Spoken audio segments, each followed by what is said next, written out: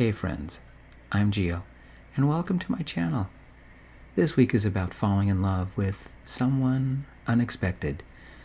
But then again, isn't all love unexpected? Let's begin. 4 o'clock in the morning on a Sunday. An odd creak above me tore me out of my dreams. My dog, a 3-year-old Chihuahua named Whiskey Smile, lay next to me, head alert, whining. I'd rescued Whiskey a year ago. Little guy was hit by a car and abandoned in a shelter, alone. He had a cast on his rear leg and a pleading look on his face. One slobbery lick, and it was love at first sight. No nightlight broke the darkness. No kitchen clock glowed. Air stunk of wet carpet. Soaked wood even had the tang of ozone. Something dripped in the living room. Steady, fast, plot, plot, plot. Then large, big drops hitting the water. Plop, plop, plop. Not carpet, not tile floor, but water. My stomach tightened, but I couldn't name why. Except for Whiskey, I lived alone in a ground floor, 1-bedroom apartment. Thistle Grove Apartments was a 10-building complex built 40 years ago. Beige stucco walls, gray roofs. Each building was 3 stories tall, had 12 units, and I lived in building number 7. Name's Jett Johnson. Hung out with friends last night bar hopping. Had fun. Almost had a maybe, but he shot me down. Serious dive bomb. Came home about 11 or 11:30. My mouth tasted of a serious hangover, and my brain screamed about a less serious headache. The ceiling creaked. Water dribbled onto my bed. Whiskey barked. I put my feet on the floor. I usually wear socks to bed. Feet get cold. Sue me. They were wet now, soaking up to my ankles in ankle-high water. Doesn't water conduct electricity? Oh God, every nerve froze, bracing for the punishing shock that would kill me. None came. If water reached the circuit breakers, would they explode? Oh God, no. They were in the hall closet, next to the water mains that went to the 2nd and 3rd floor. The panic set in. My heart pounded. I snapped to a sitting position, fully awake. My back stiffened. Terrified. No electricity in the water. Yet. How long until it reached a live wire? Seconds? A minute? I'd die instantly. Water dripped from above. The ceiling creaked, didn't stop creaking. I swallowed. Once. Silent, listening, nothing. Time to move. I grabbed Whiskey with one hand, fumbled for my wallet and keys on the bedside table with the other. My feet sloshed through the water. My hand grabbed my phone from the counter. Blindly rummaged to unlock it. Trusted my thumb to find flashlight mode. Stark light shot out. Some bank statements floated in the water. An empty Coca-Cola can bobbed near them. I tripped on a lump underfoot. Yesterday's clothes dumped on the floor just before stumbling into bed. How did all this water get in here so fast? Lost grip on the phone, lunged in the water for it, dropped Whiskey. The ceiling groaned. A crack split it down the middle. Water dribbled through. The groan became a dark shriek. Oh God! The ceiling dropped. I curled up around Whiskey, shielding him with my back. Wet plaster fell on me. More water, more plaster. An avalanche of plasterboard and cascading water hit me.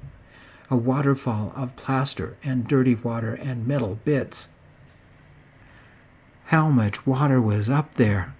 My shoulders hurt. I shrugged the globby debris off my shoulders and stood, holding a panicking dog as tight as I could. His claws left scratch marks on my chest. Deal with that later. No voltage. Thank God. The lights had been off. My breath echoed loud in my ears. Damn, how long until the water reached an outlet? I had to get out of here. Now. My wallet. Gone in the water. So were my keys. The glow in the water. My phone. I grabbed it. Nearest exit. The window above my bed. I could break the glass. Glanced for the nearest object. Nothing.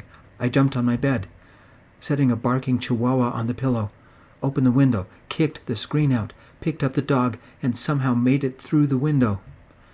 Sum total of my possessions? A soggy phone still shining. No charger. A pair of black-soaked boxer briefs. A wet dog that smelled like wet dog. Go figure. I expected sirens. Fire engines. At least a screaming neighbor. Nothing. Nobody had noticed. I called 911. The ads were right. The phone was waterproof.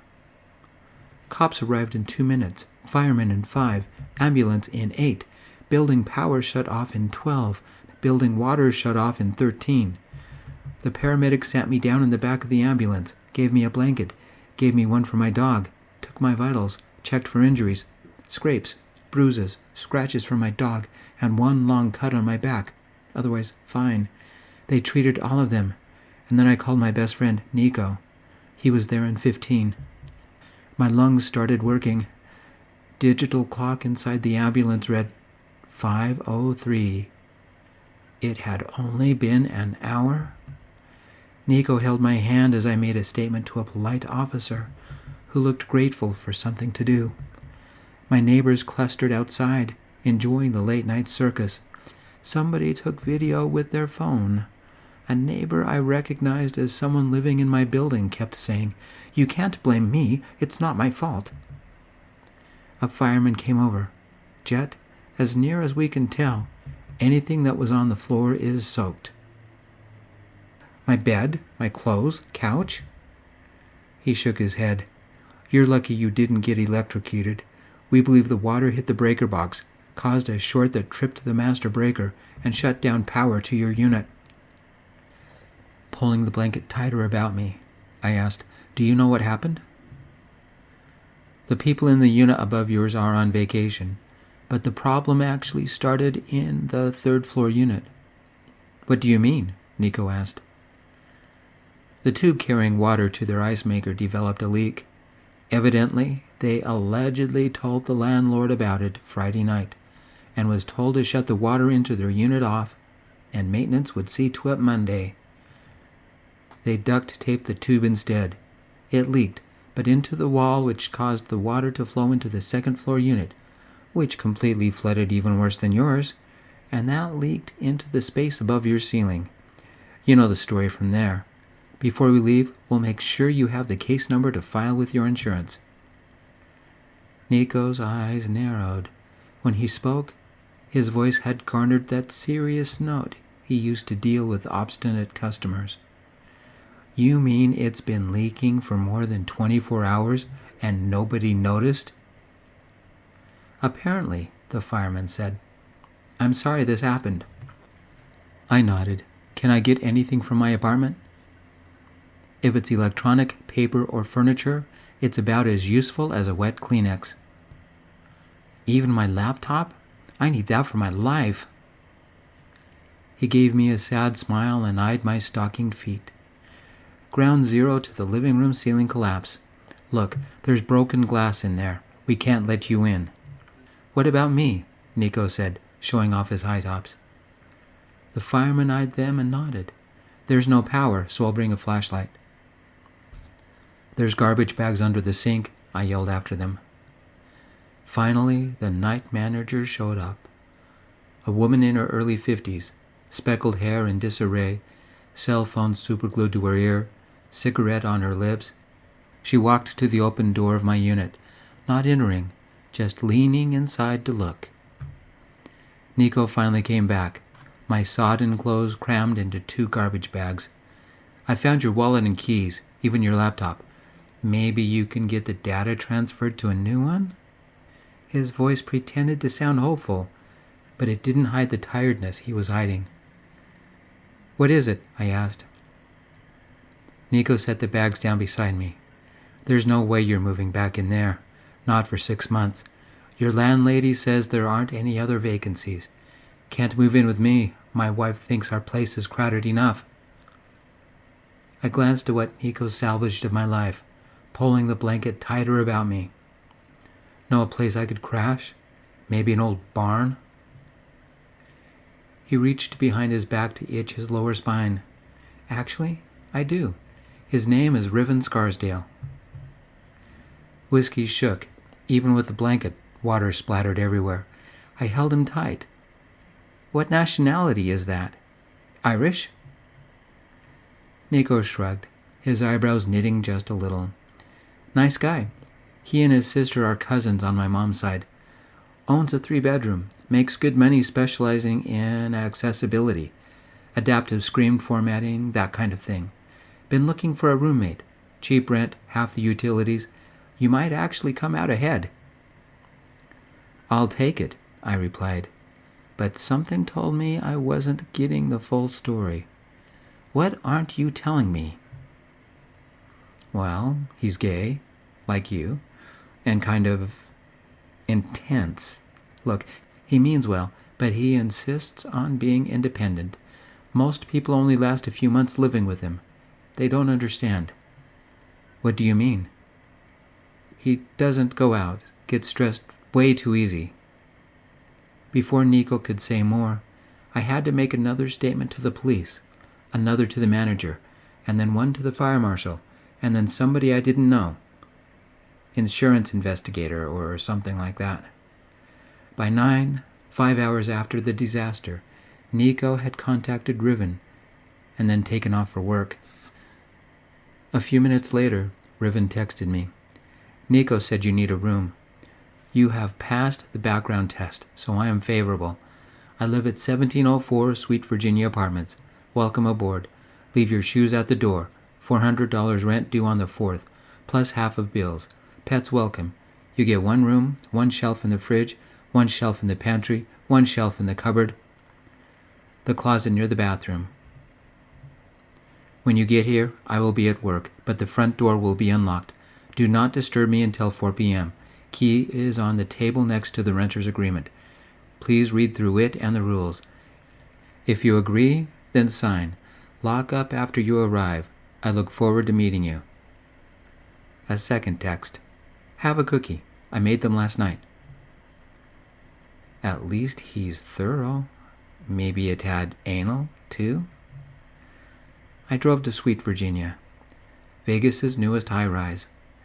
With 2 garbage bags of clothes, my drenched laptop, whiskey smile, and Nico's spare hoodie.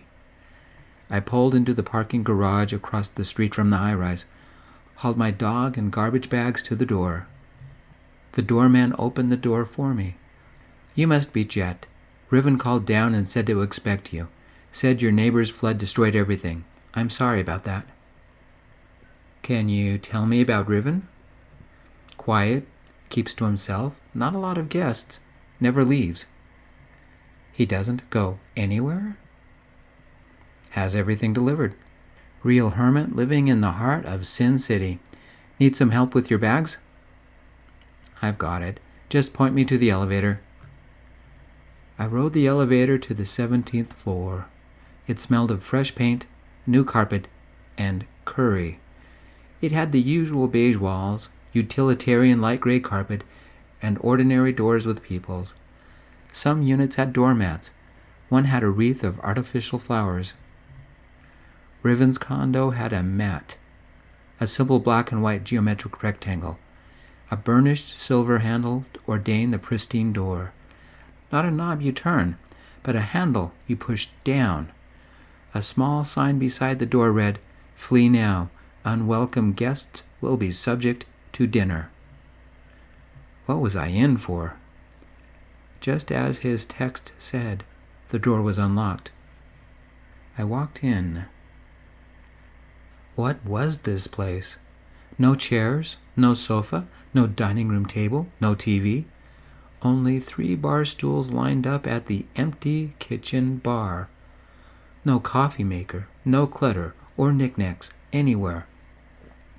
What was this? A Zen master meditation retreat? A gurgling fountain trickled on the wall. 2 Japanese wall hangings hung alongside it, embellished with calligraphic symbols I didn't recognize. Near the open glass door to the balcony, a rainbow streamer fluttered from ceiling almost to the floor. 6 large velvety blue cushions sat in a rough circle around the living room. Pale silk curtains danced lazily about each window. His one knick-knack? A statue of a white castle sat on the counter, next to a pen and paper. A bronze plaque at the castle's base read, Minas Tirith, Battle of the Pelennor Fields, Return of the King. Was he allergic to stuff? Riv lived in a temple of absence, where every object begged permission to exist. Not even the dust dared settle. Was it discipline or grief that emptied the shelves? Ataxophobia, the fear of stuff. But maybe he'd simply lost everything, like me. And rulers were easier to hold than memories? Not including the 2 pair of shoes by the door, there were exactly 11 things. Note on the floor read, Leave shoes at the door. Since I'm not wearing any, they're buried in one of the bags, still wet. I found the washing machine, loaded up half my clothes, and read the note on the counter near the castle. Cookies in the fridge. Second shelf is yours. Here's the key. Please read the list of rules and sign the rental agreement. Do not disturb me until 4. There were fewer rules in a driver's handbook. What's the saying about beggars and choosers? At least I had a roof over my brains for both me and whiskey. It's only for a few weeks. I found the cookies just where he said they'd be. However, everything in the fridge was laser precise, disturbingly so. Same with the dishes in the cupboard, polished to perfection. No odd coffee mugs or collector glasses. It all matched. I read and then signed the rental agreement, pocketed the key, and ate a cookie. Surprisingly good and moist, with the perfect amount of vanilla. Delish. Living with all these rules might be worth it if he could cook this good. Everything in this condo was pristine, lined up, meticulously perfect. I found my room, a simple space with a painting of blue and red rectangles gracing a wall. Tatami mats covered the floor, a sleeping futon rested in the exact middle, and 2 pillows geometrically placed, and 3 folded blankets. A rice paper shoji lamp stood in the corner, lending a cheerful glow to the space. No bed, no dresser, no chair, no furniture. Exhausted, I fell on the futon and lost consciousness, vaguely remembering I'd left the garbage bags near the washing machine. A soft voice woke me. Alexa, play Tadao by FKJ and Masego, volume level 2. Also, read me that recipe for grilled chicken with a simple adobo sauce. Adjust it for 2 people. Music started playing. The man hummed along, occasionally singing the lyrics. Alexa recited the recipe. I sat up. The sun had almost set. I must have slept for at least 6 hours. Good thing it was a Sunday, because I would have missed work. Somebody had neatly folded my garbage bags and placed them on the closet shelf. The clothes I had put into the washer earlier now hung in my closet, neat, dry, organized by type and size. No shoes. Underwear and socks sat neatly stacked on a shelf. The washing machine whirred in the distance. No sign of Whiskey Smile. It must be well after 4, because Riven Scarsdale had emerged. He stood at the stove. A tablet on the counter softly said, Bake 425 degrees for 20 minutes. Or until an oven thermometer reads 165 degrees. Riven stood tall, long Mojave brown hair pulled into a braid, his back straight and proud. As he placed chicken in a baking pan, sprinkled various herbs atop, and slid it into a preheated oven. Jett, he said, turning in my direction. Welcome to my abode. Enter freely and unafraid. I'm Riven, and it's a pleasure. You had 3 cookies. Did you like them? I'd never tried the recipe before. It wanted scraped vanilla bean, and I had to order vanilla beans. I offered a pleasant smile, hoping to make a good impression. They were good, very flavorful. That was very thoughtful. Though Riven faced me, he didn't look at me. His eyes gazed at somewhere past me. His smile was warm, friendly. "I'm glad. I placed the rest of your clothes in the washer," Riven said. "Your shoes are on a fan drying out, and I noticed you don't have shampoo or soap, or even a razor, so I told my sister and she picked some up. Go get a shower. Dinner will be ready in 45 minutes. "Where's Whiskey?" I asked. "He was a mess, so I sent him with my sister to get groomed. Should be back by the time we eat." "You got a grooming appointment just like that?" He smiled with that faraway look. "It's amazing what Alexa finds. Go get yourself groomed. No offense, but you smell like swamp algae." I took a whiff of myself and chuckled. Add chlorine and I'd smell like a swimming pool. Riven allowed himself a grin. "I've ordered dog dishes and dog food, but they haven't arrived yet. What kind of dog bed do you want? A kennel cab? A rectangular pillow? Or something more traditional?" I paused, looking at Riven.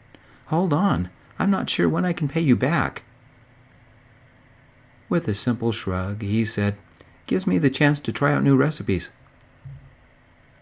Spotless, sterile, the bathroom was a sanctuary of cleanliness. I had a quick shower, but not quick enough.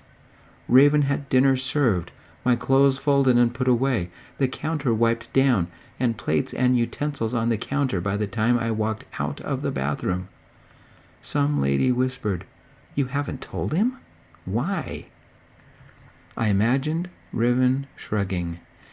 "Muriel, I just want somebody to see me as normal and not some freak they have to do everything for. Promise you won't say anything." "But you're not normal," she said. "You need to let people help you sometimes, okay?" I walked in on a hug. "This your sister? Thanks for taking care of my dog." "Yep, this is Muriel," Riven said. "My baby sister." "By a year. You must be Jett," she replied, giving me a look that bordered on desperation. "Promise me you'll get my brother out of here for 5 minutes."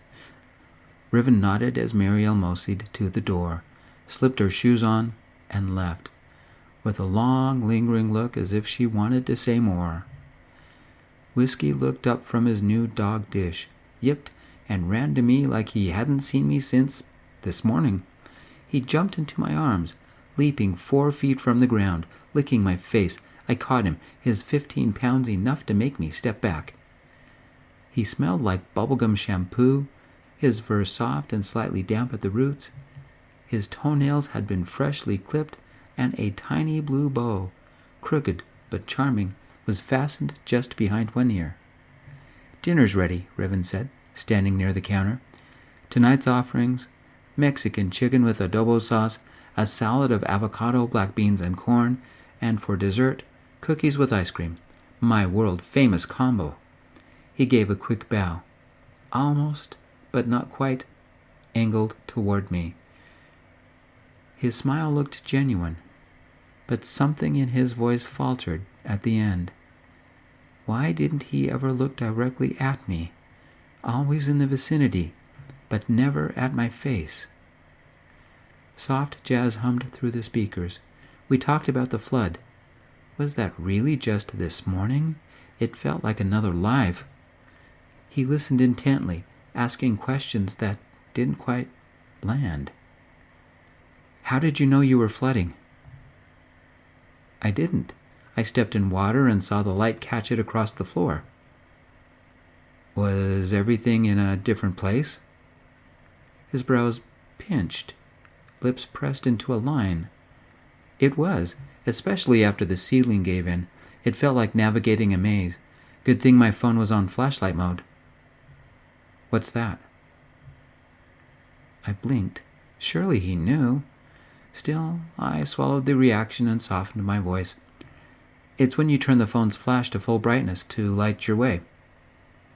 "Oh, I didn't know it could do that." His cheeks turned ruddy. I woke up Monday morning making a mental list of who I needed to contact about the disaster.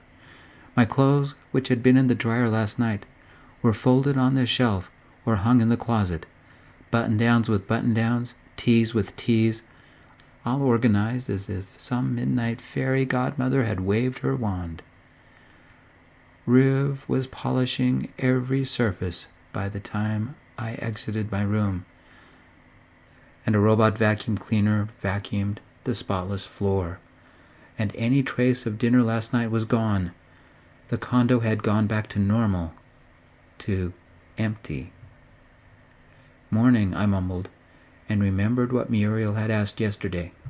I'm going to take Whiskey out. Do you want to come get some air with us? You'd think I'd ask him to skinny dip with piranhas with the sudden panic that widened his eyes. Again, he didn't look at me, but only in my general direction. Go on without me. I have an early work call. I packed up the leftovers from last night so you can take them for lunch today. Just before I left, he walked into my room, rolled up the futon and blankets, and slipped them into my closet. My room was just as barren as the rest of the condo. Maybe this was why all the other roommates left. A perpetual, obsessive-compulsive neat freak? Everything has to be perfect, all the time. A week in, our rhythm settled like furniture that had finally found its place. 10 to 4 was Riv's work window. 9 to 5 was mine.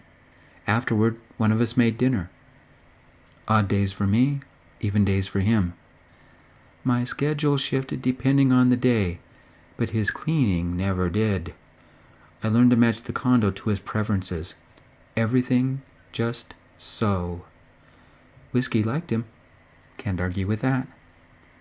Nico stopped by on Saturday and we went club hopping. Riv offered to watch Whiskey for the night. Riv never went out. Ever. Not at night, not in the morning, not for any reason. When Whiskey needed walking, he'd call the doorman. Groceries, supplies, anything. It was delivered. His sister popped in once just to check. Every evening, I'd invite him to join us, Whiskey and me, for a walk to the nearby park. Each time, he'd give me that peculiar, near gaze and say, I don't go outside. Never more than that. But when I was at work, he watched my dog like family. I was getting used to the way he looked past me, the way everything had to be placed just so, every surface wiped clean, every breath calibrated, as if he feared the world would crack beneath him. Sometimes he counted his steps, softly, like a lullaby meant for no one. It was on day 8, when something shifted. I left Whiskey some food and water, told him to be good, like he listens to me, and went to work. I'm a cashier at Bixby's Electronics, and on break I called my insurance, updated Nico, let my parents know the latest, took a call from the apartment's insurance, ended up making a statement to yet another insurance rep, and then I spoke with an officer over the phone who wanted to go over my statement from that night. Again. The day's exhaustion claimed my soul with a yawn that nearly cracked my jaw. Boss took pity on me and actually let me leave on time. When I arrived back at the condo, balancing a bag of groceries and a clumsy echo of Riv's grace, I discovered my roommate had created something heavenly smelling in the crockpot, lined up on the counter precisely with the stove opposite. 2 plates, 2 bowls, and 2 spoons lay out in mathematical alignment with the crockpot, while the White Castle statue guarded dinner like a sentinel of routine. The polished silver trash can held the remains of chopped and peeled vegetables, purple Japanese sweet potatoes, purple carrots, garlic skins, an empty pouch of quinoa, various wilted bits of herbs, edible evidence that somebody either liked to cook or cared too much, or maybe trying too hard. The tablet stood nearby, a recipe for a velvet char root quinoa stew on its screen. Coconut milk was highlighted. I peeked into the garbage. Yep, the can was on the bottom. Whiskey didn't run towards me. No sloppy kisses, no whining for me to take him out, no jumping on me with excitement. Where was my dog? No couch to crash on. I chose a giant velvet pillow instead and fell on it, face planting in its lushness, muscles finally relaxing. I promise, Mom, just 5 minutes, please. My shoes still cramped my feet. Slipping them off, I threw them to the front door. One made it. The other only went halfway. It can wait. It's only a shoe. My earbuds in, I lounged to random tunes. A few minutes later, Riv walked in, his bare feet quiet, a midnight specter floating over the ground. He wore an oversized, loose-fitting linen shirt, faded jeans, with his long hair confined to a tight braid. Whiskey purred in his arms, face up in utter joy. Riv mindlessly scratched the dog's belly. He didn't seem like he was looking at anything, nor did he seem like he noticed me. Neither did the dog. Even though Riv looked right at me, he didn't see me. His foot collided with my shoe. He stopped, felt about with his toe, then knelt, setting Whiskey down. Carefully, he patted the carpet, searching for the shoe right in front of him, and finally finding it. Curious, I watched. Whiskey sat down, also watching. His hand grasped the toe of the shoe. His other felt the sole, then the top. He picked it up, feeling it, tucking the laces inside, then took it to the front door and set it there alongside his. With that odd way he didn't look at something. He looked about the room, gingerly moving. A moment later, his foot collided with the other shoe. He waved his arms as if retaining his balance. With an almost sacred reverence, he took the second shoe and lined it up with the first shoe. Riven stood, fingers trailing along the wall until he reached the kitchen. He leaned over the crock-pot, found a spoon in the drawer, and stirred the mixture. He inhaled and smiled. A rare smile. He thought nobody watched, and he relaxed a moment, his shoulders softening, the tension in his face easing. I began to feel something. It's hard to describe, like a protectiveness, a warmth when I looked at him, especially when the vulnerability crept through. I bet he had a lousy poker face. I almost felt guilty for not letting him know I was here. Satisfied with the stew, Riv straightened his shirt, took a deep breath, and faced the general direction of my room. His face relaxed. A quiet tenderness flashed through the mask, before solidifying into a warm smile. "Jett, welcome home. Dinner's ready." For just a heartbeat, Riven's real self had showed. Raw, afraid, a man whose depths were deeper than I dreamed. In a flash of clarity, I understood the man before me. In a way, he reminded me of Whiskey, hungry for attention, eager for a kind word, afraid because he'd been abandoned, hurt when nobody understood.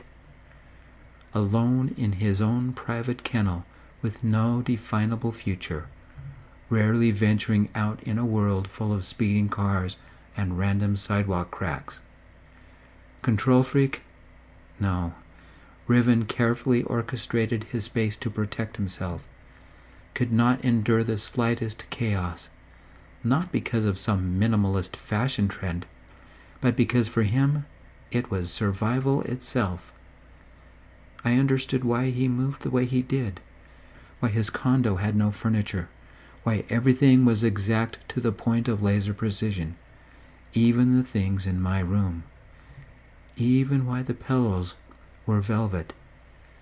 He cooked, he cleaned, he chopped vegetables, made elaborate meals. He did it all, or tried to, forced himself to be independent and free, but only in his sanctuary. I understood what his sister had meant. I understood what the White Castle symbolized. Even why he lived as simply as he did, why other roommates had left. Be real. It's a polite term that meant boyfriends. Why his other boyfriends had left. Riven was complicated and hurt and trying too hard to find connection. Just like whiskey. My heart broke. I climbed to my feet and approached. I'm over here, roomie. Startled, he turned, his eyebrows raised, looking in my direction in his odd way. Oh, hi. Hope you don't mind. I've made dinner. I took his hand, letting the physical contact convey a closeness he rarely experienced. His eyes looked at our hands, but not directly, in their direction, in that odd way. His fingers gripped mine. I leaned close to his ear and whispered, "It smells delicious. Since you made, I'll serve." I think Riven forgot himself. His hand went to my cheek, an intimate gesture. His thumb ran just under my eye. "It's wet." Must be the onions. He looked at me with that odd look that seemed like he was looking past me, but for the first time I felt like he met my gaze directly. "I didn't use onions," he said. I pretended not to notice. The stew was amazing. His smile returned, fleeting. "I hope you like it. Alexa found it." For a moment, his eyes lifted toward mine, wide and searching, but didn't stay. The connection slipped away like steam off a plate. After dinner, Riven collected our dishes and retreated to the kitchen, re-emerging with bowls of pudding topped with candied ginger. It's called Murasaki Suki, a modern take on a traditional pudding from Yakushima Island, and it's made with purple sweet potato and yuzu, Riv said.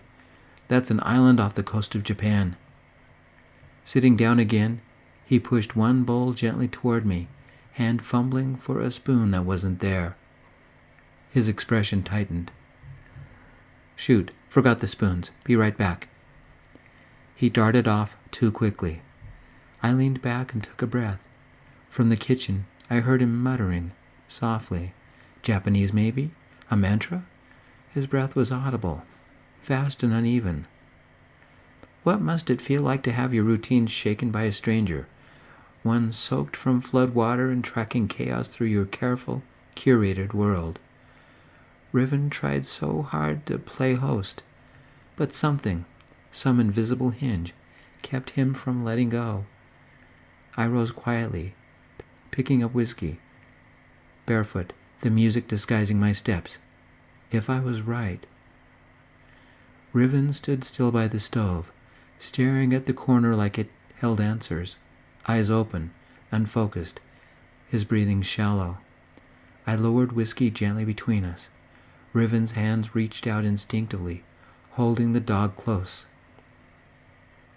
I wrapped my arms around them both. Whiskey yipped with joy, tongue out, ready to bless whoever was nearest. "Let's take whiskey for a walk," I murmured. "I don't go outside," Riven whispered, body tensing, eyes widening and looking at my ear. "How long have you been blind?" I asked. He inhaled. The silence didn't answer, just pressed itself between us, steady as a heartbeat. Whiskey squirmed in our hold.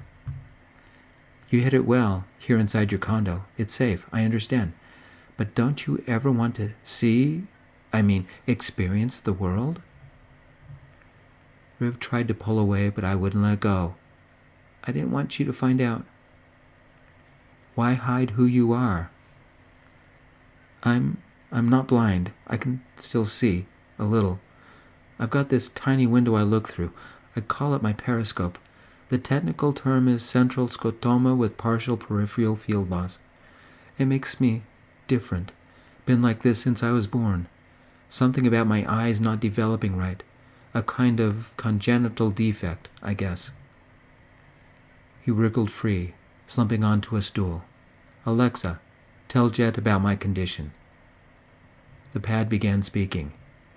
Central scotoma refers to a blind spot located in the center of the visual field, typically caused by damage to the macula or optic nerve. Peripheral field loss indicates that portions of the side vision are limited or inaccessible. In certain cases, the combination leaves narrow windows through which a person may view the world. While it is uncommon for both conditions to occur simultaneously, documented instances exist within medical literature. Would you like me to list potential causes? No thanks, Riv replied. The mask had completely fallen off, leaving a weariness about his eyes, about the way his shoulders sagged. I already know the cause. His tone devolved into a bitter whisper. I grabbed the spoons and slid a bowl of the pudding in front of him, remembering something I only half paid attention to back in high school. Spoon is at 3 o'clock, glass of wine at 1 o'clock. What do you mean, periscope? Riv reached toward the bowl, hand hovering just above the surface. Fingers curled like he was trying not to touch too soon. He found the spoon, hesitated, then stirred the purple pudding without lifting it. It's what I call the part I see through, he said, with the odd look that seemed to look past me.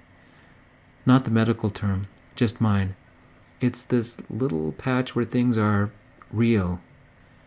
I tilt my head just right and boom, I get a glimpse, like peeking through a submarine lens. He smiled faintly, not at me, but toward the White Castle, as if its walls could protect him now. Maybe in his mind it symbolized his condo, his White Castle, where he could feel safe. Most people live in widescreen, he continued. Me, I live with a circular window surrounded by an ocean of static. Things vanish if I look straight at them. His voice softened. That's why I keep turning away. Not avoidance, just I want to see the world. His voice stumbled as he said, I want to see you. Something fluttered in my chest. The clarity, the courage. I'm sorry, I said, unsure whether I meant the flood, the misunderstanding, or the years he must have navigated through narrow frames and wide silence. Quiet, almost as if he didn't want me to hear, he barely uttered, You have a beautiful face. I just wanted to see you before. Riven lifted the spoon, brought it to his lips. He chewed like he was listening to every flavor. There was emotion unsaid, not the casual emotion, but something so deep, so primal. It couldn't be put into words. My mind filled in the rest. I just wanted to see you before I'm alone again. And the unspoken pain too big to put into words. I want somebody to see me. Furniture free? How many times had I practically broken my shin or my toe by running into something? I could see, and it was still a pain. For Riv, it must have been torture. Wall art, his sister probably hung what little there was to give the place personality. The fountain, a little bit of background life. The velvet cushions, something to hold when life got lonely. The rainbow streamer hanging near the patio door, a tactile reminder of where he was approaching. And a TV? What use would he have for it? And his computer? Probably a custom flat-screen setup designed to work with his limitations. And of course, everything was voice command. Riv had remained so long where it was safe that he was losing track of the real world. Whiskey must have helped him with that. I'll have to help him with the rest. I gripped his hand. Hard. Time for you to see the world. 10 minutes. Whiskey is taking us for a walk. Do you have a cane or do you want to hold on to my elbow? I can't. Riv blurted with all the speed of a fighter jet. "I'm not going to leave you," I said. Epilogue. It was just before sunset, when the world is alive with people holding hands and bustling to restaurants or casinos. Riv and I rode the elevator to the ground floor. He had his cane. I had Whiskey's leash. I didn't comment on how cold his hand felt, or the paleness of his skin. He kept his head tilted in that way of his so he could see. We took it slow, Riven tapping about with his cane and clutching my elbow like it was a life preserver from the Titanic. The doorman's mouth widened before it became a smile. "Riven, it's good to see you out in the air. Let me get the door for you." "Thank you," Riven said. The doorman didn't say anything about the tremor in Riv's voice. Neither did I. We walked to the nearby park, took the jogging trail, and were gone a lot longer than 10 minutes. I led Riven to a bench where he could feel the warmth of the last light of the day shining on our faces, of the spectacular scarlet and gold sunset, of the sound of some guys throwing a frisbee, and some parents packing up their evening picnic to head home. The joy broke free on Riv's face, his eyes exploding with wonder as he looked in that odd way of his at the sky, at the people, at the world he was afraid to explore. He snuggled into me, allowing me to drape an arm across his shoulders. Gently, he pulled it a little tighter about him, a blanket to protect him from fear. "It's beautiful," he whispered. His gentle smile quietly said thanks, but he said it anyway. His voice trembled with a tenderness I hadn't ever heard from another person. "Thank you." Of course, Whiskey had to jump into our laps, tongue ready to slurp. We made taking Whiskey for a walk a nightly ritual, and still go walking, even now, on our honeymoon to New Zealand. That's where they filmed Return of the King.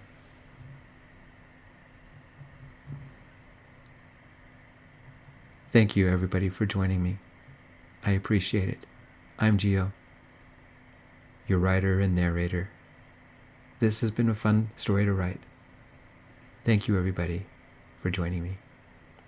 I appreciate it. I love you all. Until next time, peace, my friends.